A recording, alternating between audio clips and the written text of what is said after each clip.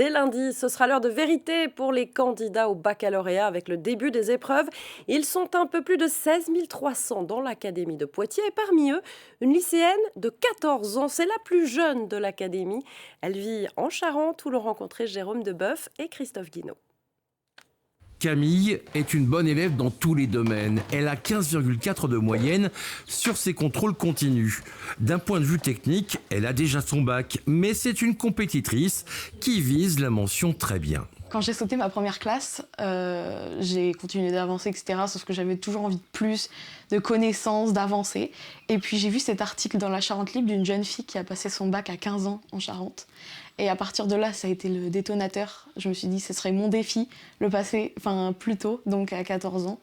Et voilà, j'y suis arrivée. CE2, CM2, seconde, Camille a sauté toutes ces étapes. Un bilan d'évaluation l'a conduite au collège, puis au lycée Sainte-Marthe à Angoulême. L'établissement dispose d'un groupe d'enseignants dédiés aux enfants précoces. Son responsable a immédiatement réagi.